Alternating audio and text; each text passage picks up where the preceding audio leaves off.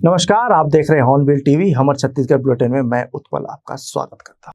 मुख्यमंत्री विष्णुदेव साय ने ईंधन संरक्षण और संसाधनों के संयमित उपयोग को लेकर प्रदेशवासियों से जिम्मेदार नागरिक की भूमिका निभाने का आह्वान किया है। उन्होंने प्रधानमंत्री के आह्वान का समर्थन करते हुए कहा कि वर्तमान वैश्विक ऊर्जा संकट और पर्यावरणीय चुनौतियों के बीच पेट्रोल डीजल का विवेकपूर्ण उपयोग राष्ट्रीय दायित्व है। मुख्यमंत्री ने बताया कि राज्य सरकार शासकीय स्तर पर ईंधन खपत कम करने के लिए ठोस कदम उठा रही है।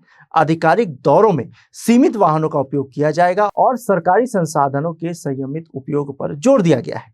साथ ही चरणबद्ध तरीके से शासकीय वाहनों को इलेक्ट्रिक वाहनों में बदलने की योजना है। उन्होंने नागरिकों से सार्वजनिक परिवहन, कारपूलिंग और अनावश्यक निजी वाहनों के उपयोग से बचने की अपील करते हुए कहा कि छोटे प्रयास मिलकर बड़े बदलाव ला सकते हैं। एशिया में जो वार की स्थिति है और उससे पूरा विश्व प्रभावित है और हमारा देश भारत भी प्रभावित है। और माननीय हमारे देश के सूर्य प्रधानमंत्री जी ने देशवासियों से आह्वान किया है कि डीजल पेट्रोल की भी खपत कम करें और सोना वगैरह की खरीदी भी कम करें, विदेश यात्रा वगैरह भी कम करें। तो उसका पालन हमने भी किया है। हमने भी अपने मार्केट में कटौती की है। अब बहुत कम संख्या गाड़ियों की हो गई है। जो है आप कैसे प्रमोट करेंगे? प्रधानमंत्री जी ने कहा है कि मार्केट में इलेक्ट्रिक गाड़ियां ज़्यादा ही चलाई जाए। जी बिल्कुल, आने वाले समय में हम लोग ईवी पर विशेष जोर देंगे। रायगढ़ पुलिस ने ऑनलाइन क्रिकेट सट्टेबाजी और आर्थिक अपराधों के बड़े नेटवर्क का पर्दाफाश करते हुए 3 आरोपियों को गिरफ्तार किया है।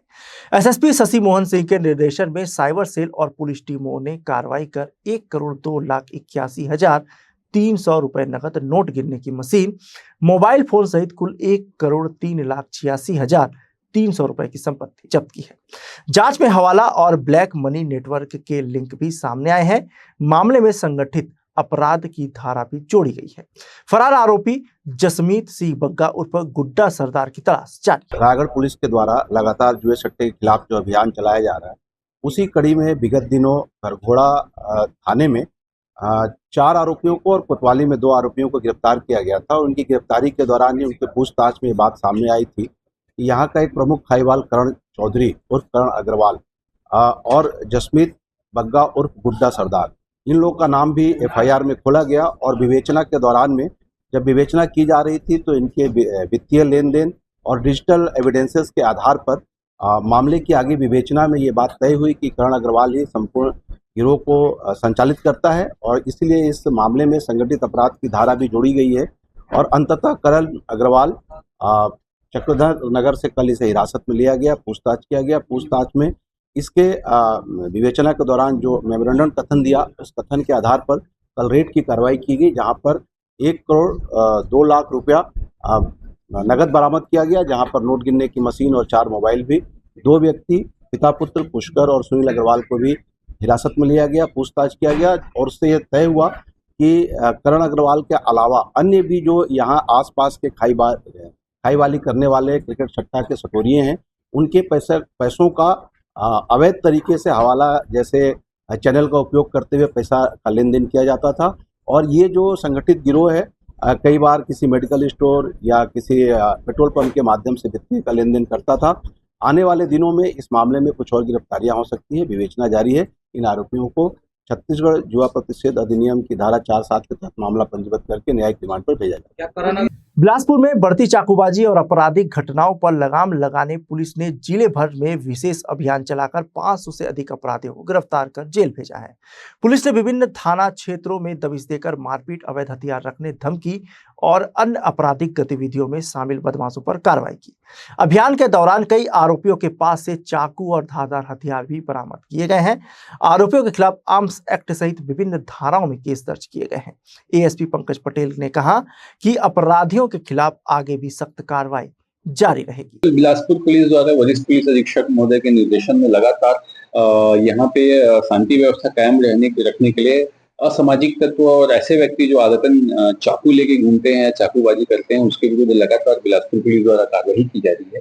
इसमें हम लोगों ने कल पिछले 1 महीने का आंकड़ा जारी किया था, जिसमें लगभग 513 लोगों का जिसके पास से चाकू बरामद हुई थी, उसके अगेंस्ट में आर्म्स एक्ट के तहत और BNSS की प्रिवेंटिव धाराओं के तहत उसमें कार्रवाई की जा रही है और लगातार इस तरह की घटनाओं को होने से रोकने के लिए अब बिलासपुर पुलिस प्रयासरत है और हम आपको भरोसा दिलाते हैं कि हम यहाँ पे बेहतर पुलिसिंग के थ्रू ऐसी घटनाओं पे लगाम लगाने का लगातार प्रयास जारी है। बिलासपुर में जिला खनिज संस्थान न्यास यानी DMF की शासी परिषद की अहम बैठक कलेक्टर संजय अग्रवाल की अध्यक्षता में मंथन सभा कक्ष में आयोजित की गई। बैठक में वित्तीय वर्ष 2026-27 के लिए 150 करोड़ रुपए की नई वार्षिक कार्य योजना को सर्वसम्मति से मंजूरी दी गई। इस दौरान विधायक धर्मलाल कौशिक, धर्मजीत सिंह, सुशांत शुक्ला, दिलीप लहरिया और अटल श्रीवास्तव समेत जनप्रतिनिधि और अधिकारी मौजूद रहे। बैठक में पेयजल, स्वास्थ्य, शिक्षा, महिला एवं बाल कल्याण, पर्यावरण संरक्षण, दिव्यांगजन कल्याण और कौशल विकास जैसे अहम क्षेत्रों के लिए करोड़ों रुपए के विकास कार्यों को स्वीकृति दी गई। साथ ही हर विधानसभा में सियान सदन, ट्रैफिक नियंत्रण के लिए हाइड्रा वाहन, अंडरग्राउंड बिजली व्यवस्था, मॉडल आंगनबाड़ी केंद्र, एम्बुलेंस और मुक्तिधाम निर्माण जैसे कई बड़े जनहितकारी प्रस्तावों को भी मंजूरी मिली। DMF खनिज न्यास शाही परिषद का बैठक हुआ है बिलासपुर में। तो इसमें पुराने जो सिस्टम के अनुसार जो प्रत्यक्ष रूप से 15 किलोमीटर, अप्रत्यक्ष रूप से 25 किलोमीटर के दायरे में जो विकास कार्य होना है, जहां खनिज का वो है सिस्टम है, उसमें अभी बैठक में हम अपने क्षेत्र के लिए विशेषकर जो मांग मुद्दा उठाए हैं, ये है मस्तूरी में रेस्ट हाउस नहीं है, वो होना चाहिए। बस स्टैंड नहीं है, अभी तक मस्तूरी मुख्यालय में अभी तक बस स्टैंड नहीं बना है और वो भी शौचालय भी नहीं बना है। रोड आने जाने वाले हमारे यात्री, हमारे भाई बहन, माताएं और सड़क किनारे माने बस स्टैंड तो है ही नहीं है, सड़क किनारे बस में आना जाना करते हैं। तो एक बस स्टैंड का भी हमने मांग रखा है। जनपद कार्यालय के लिए भी मैंने मांग किया हूँ, तो उसमें भी हमने 1 करोड़ से ऊपर की राशि का हमने प्रस्ताव चढ़वाने में सफल हुए हैं कि वहाँ एक तो इस तरह से प्रमुख मुद्दा हमारा रहा है। साथ साथ पानी का सुविधा होना चाहिए हर जगह, बिजली का सुविधा होना चाहिए और साथ साथ विशेषकर आज के जो समय में जो पानी के कारण विशेष समस्या है गर्मी में, वो समस्या के लिए भी हमने बात रखे हैं। मस्तूरी के विकास के लिए प्रमुख जो आपने मांग की है वो क्या है? मस्तूरी के विकास के लिए देखिए, वो तो सभी विभाग में, शिक्षा विभाग में भी अतिरिक्त कक्षा है, टॉयलेट होना चाहिए, अहाता निर्माण होना चाहिए, जहाँ स्वास्थ्य विभाग में जहाँ जहाँ कर्मचारी नहीं वो होना चाहिए, ये भी हमने मुद्दा उठाए हैं। साथ साथ जो मुख्य है वो हमारा एक बस स्टैंड हो, जनपद कार्यालय नया बने, वो बहुत पुराने ज़माने से बना हुआ है, खपरा जो है आज के समय में पर्याप्त नहीं है, कभी भी वो धंस सकता है, ये भी है।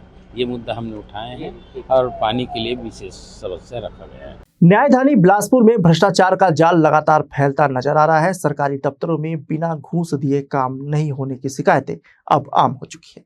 ताजा मामला जिला मुख्यालय से सामने आया, जहां अतिरिक्त कलेक्टर कोर्ट कार्यालय के बाबू विजय पांडे को ACB की टीम ने 15,000 रुपए रिश्वत लेते रंगे हाथ गिरफ्तार किया। इस कार्रवाई के बाद प्रशासनिक महकमे में हड़कंप मच गया है। सबसे बड़ा सवाल यह उठ रहा है कि जब जिला मुख्यालय में बैठे कर्मचारी रिश्वत लेते पकड़े जा रहे हैं, तो गांव और दूर दराज इलाकों में क्या हाल होगा। लोगों का आरोप है कि शिक्षा विभाग, राजस्व विभाग सहित कई विभागों में बिना पैसे दिए फाइल आगे नहीं बढ़ती।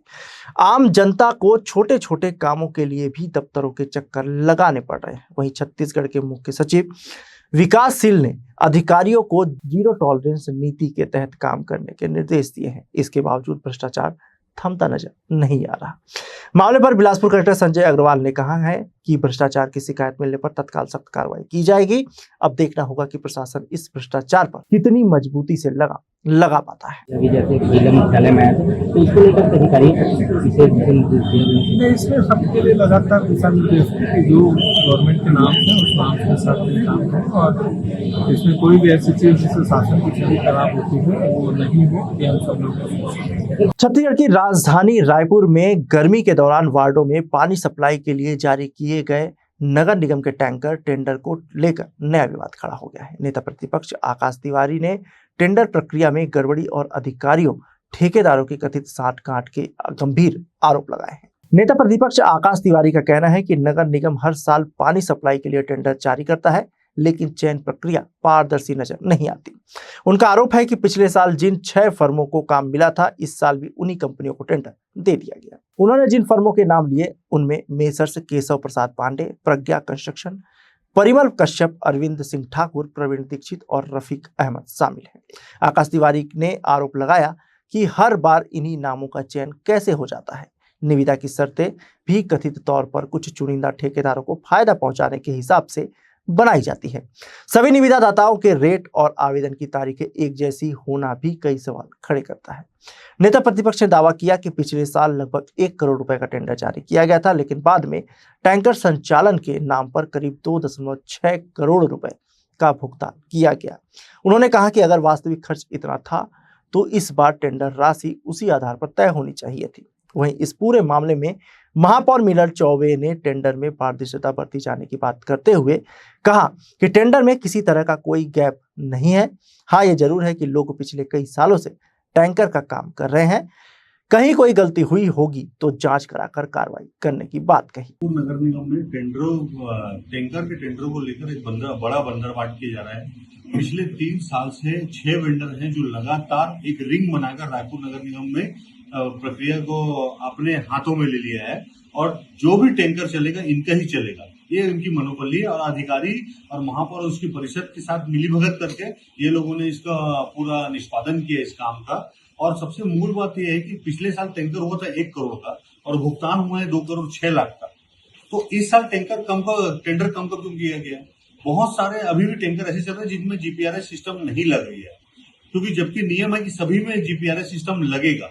तो आप इस बात की पुष्टि होती है कि इसका ऑडिट जो होगा वो पूरी तरह निष्पक्ष नहीं होगा और जो बिल का जो बीच का गैप है, जैसे 1 करोड़ टेंडर है 2 करोड़ रुपए भुगतान हो रहा है, तो जो बीच का 1 करोड़ रुपए इसमें बंदरबाट होता है। और जो पूरे टेंडर की प्रक्रिया है उसमें कहीं ना कहीं संदेह खड़ा होता है कि यही 6 लोग क्यों आ पा रहे हैं, 7वां क्यों नहीं आ पा रहा है, क्योंकि नियम भी इनके हिसाब से बनाए जाते हैं। कि लंबे समय से एक ही फर्म को ठेका मिल रहा है, ऐसे माननीय नेता प्रतिपक्ष जी ने आरोप लगाया है। तो इनको ये हमारे जो परिषद आई है ये दूसरा ही साल है, तो पुरानी परिषद में जो हुआ था उसका वो पहले ये क्वेश्चन उठा लेते तो और ज़्यादा अच्छा रहता।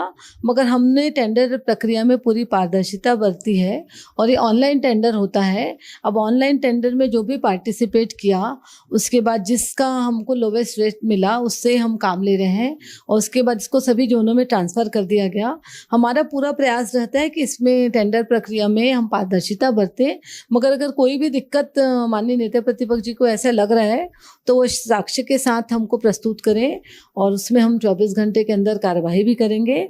और जो टेंडर की जहाँ तक रही शर्तों की बात, तो जो पूर्व में जो शर्तें थे ना तो हम किसी स्पेसिफिक ना तो किसी को देने के लिए उसमें बढ़ाव किया है ना किसी को घटाया है।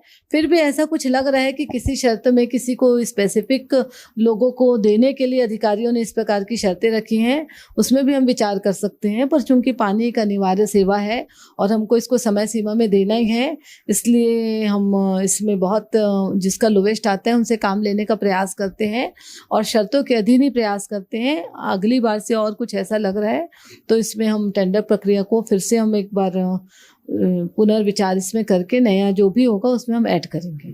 बिलासपुर जिले में नशे के कारोबार पर पुलिस ने बड़ी कार्रवाई करते हुए हीरोइन की तस्करी करने वाले 5 आरोपियों को गिरफ्तार किया है।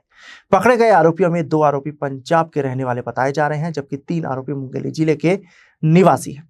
पुलिस के मुताबिक आरोपी शहर में हीरोइन खपाने के लिए ग्राहक तलाश रहे थे, तभी पुलिस ने घेराबंदी कर उन्हें धर दबोचा। जानकारी के अनुसार तोरबा थाना पुलिस और इंस्पेक्टर नीलेश पांडे की टीम को लगातार सूचना मिल रही थी कि बाहरी राज्यों से नशीले पदार्थ लाकर बिलासपुर और आसपास के क्षेत्रों में सप्लाई की जा रही है। इसी सूचना के आधार पर पुलिस ने संदिग्धों पर नजर रखी और कार्रवाई करते हुए आरोपियों को पकड़ लिया। तलाशी के दौरान आरोपियों के कब्जे से करीब 97 ग्राम हीरोइन बरामद की गई। इसके अलावा नशे के कारोबार में इस्तेमाल की जा रही अन्य सामग्री और बोतल भी जब्त की गई है। बरामद हीरोइन की कीमत लाखों रुपए बताई जा रही है। पुलिस पूछताछ में यह बात भी सामने आई है कि आरोपी लंबे समय से नशे के कारोबार से जुड़े हुए थे और स्थानीय युवाओं को अपना निशाना बना रहे थे। फिलहाल पुलिस पूरे नेटवर्क की जांच में जुट गई है और यह पता लगाने का प्रयास किया जा रहा है कि इस गिरोह का संबंध किन किन लोगों से है और प्रदेश के अन्य जिलों तक इसकी पहुंच है या नहीं। पुलिस ने सभी आरोपियों के खिलाफ एनडीपीएस एक्ट और बीएनएस की विभिन्न धाराओं के तहत मामला दर्ज कर आगे की कार्रवाई शुरू कर दी है। इस कार्रवाई को बिलासपुर पुलिस की नशे के खिलाफ बड़ी सफलता माना जा रहा है। तोरवा थाना क्षेत्र में मुंगेर से सूचना मिली थी कि एक कार में 5 लोग हैं जो हीरोइन तस्करी कर रहे हैं या उसको अवैध रूप से खपाने के लिए फिराक में है। तो इस पर थाना तोरवा की टीम और इंस्पेक्टर नीलेश पांडे की टीम के रूप में रेड करवाया गया था। रेड में 5 लोग मिले, जिसमें से 2 लोग जो पंजाब से हैं और 3 लोग हैं मुंगेली के रहने वाले, और उनके पास से बॉटल सहित जो वजन में 97 ग्राम जो है हीरोइन या चिट्टा जिसको बोलते हैं उसको बरामद किया गया है। 5 के अगेंस्ट एनडीपीएस एक्ट के तहत कार्रवाई की गई है, अरेस्ट किया गया है। इसमें बता दूं कि मैं 5 में से 2 व्यक्ति जो हैं पंजाब के हैं, जो वहां से पंजाब से ट्रेन से बिलासपुर आए थे, और यहाँ जो मुंगेली के 3 लोग हैं वो यहाँ पे उसको खरीदने आए हुए थे। तीनों को अरेस्ट किया गया है, पूछताछ किया जा रहा है, और उनके जो लोकल कॉन्टैक्ट्स के बारे में भी और भी कोई व्यक्ति अगर इसमें शामिल होगा उसके बारे में भी पतासाजी की जा रही है। शीघ्र उनकी भी गिरफ्तारी की जाएगी। छत्तीसगढ़ में मई के दूसरे सप्ताह में मौसम का मिजाज लगातार बदल रहा है। प्रदेश के कई हिस्सों में तेज गर्मी लोगों को परेशान कर रही है, जबकि कुछ इलाकों में बादल, हल्की बारिश और तेज हवाओं का असर देखने को मिल रहा है। मौसम विभाग ने बुधवार को प्रदेश के कुछ हिस्सों में गरज चमक अधड़ और हल्की बारिश की संभावना जताई। मौसम विभाग के अनुसार बंगाल की खाड़ी में बने लो प्रेशर एरिया का असर अब छत्तीसगढ़ के मौसम पर दिखाई देने लगा है। इसके चलते वातावरण में नमी बढ़ी है और कई जिलों में बादल छाने के साथ मौसम अचानक बदल सकता है। विभाग ने बिजली गिरने और तेज हवाएं चलने की चेतावनी भी जारी की है। मौसम विभाग के मुताबिक दक्षिण पश्चिम मानसून की गतिविधियां अभी धीरे धीरे सक्रिय हो रही है। अंडमान सागर और दक्षिण बंगाल की खाड़ी के आसपास अनुकूल परिस्थितियां बनने लगी है। मंगलवार को राजधानी रायपुर समेत कई शहरों में दिन भर तेज धूप और गर्म हवाओं ने लोगों को बेहाल रखा। शाम के समय भी गर्मी से राहत नहीं मिली और उमस बढ़ने से परेशानी महसूस की गई। वहीं दुर्ग प्रदेश का सबसे गर्म शहर रहा, जहां अधिकतम तापमान 42.6 डिग्री सेल्सियस दर्ज किया गया। दूसरी ओर अंबिकापुर में न्यूनतम तापमान 22.9 डिग्री सेल्सियस रिकॉर्ड हुआ। और कल का जो तापमान था ये पूरे प्रदेश का 1 से 2 डिग्री तापमान बढ़ा है।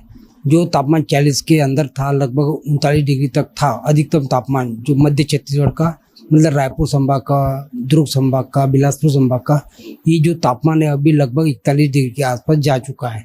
आज भी जो तापमान में है इसमें 1 से 2 डिग्री की वृद्धि होने की संभावना है। मतलब जो मध्य छत्तीसगढ़ जो तापमान है, रायपुर और बिलासपुर वगैरह के जो तापमान है लगभग 41 और 42 डिग्री के आसपास रहने की संभावना है। और ये अगले 5 दिनों तक ये तापमान में 2 से 3 डिग्री की और वृद्धि होने की संभावना है। और 16 तारीख से अगले 2-3 दिन के लिए 16 से हीट वेव चलने की संभावना है। मतलब जो तापमान रहेगा 44 या उससे ऊपर 45 डिग्री तक जाने की संभावना है। और इसी बीच और ये जो लगातार जो 5 दिन पूरे प्रदेश में 1-2 स्थानों पर हल्की से मध्यम वर्षा होगी, गरज चमक के साथ तेज हवा भी चलेगी। बिलासपुर में गर्मी का प्रकोप बढ़ते ही अब पानी का संकट भी भयावह रूप लेने लगा है। हालात ऐसे हो चुके हैं कि ग्रामीण इलाकों के साथ साथ शहर में भी लोग बूंद बूंद पानी के लिए परेशान नजर आ रहे हैं। जिले के कई गांवों में सैकड़ों बोरवेल सूख चुके हैं, जबकि तालाब और जल स्रोत भी दम तोड़ते दिखाई दे रहा है। बढ़ती गर्मी के बीच लोगों को पीने के पानी के लिए भारी दिक्कतों का सामना करना पड़ रहा है। पानी की गंभीर होती समस्या को लेकर जिला प्रशासन अब वाटर हार्वेस्टिंग और वाटर ट्रीटमेंट प्लांट पर जोर देता नजर आ रहा है।